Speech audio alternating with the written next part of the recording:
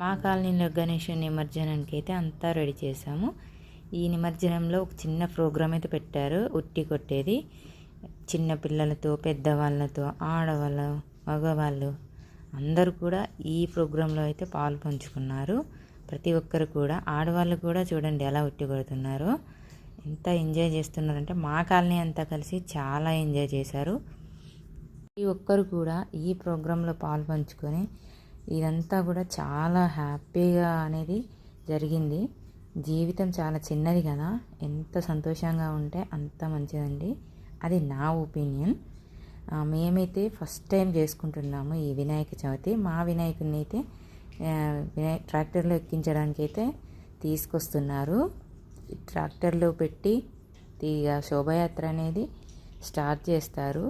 శోభయాత్ర start చేశారంటే ఏం చేస్తారు, వినాయకుని దగ్గర డ్యాన్సులు చేయడం, ఇలా చిన్న చిన్నగా అయితే ఆయనని హ్యాపీగా అనేది సాగనంపుతారు.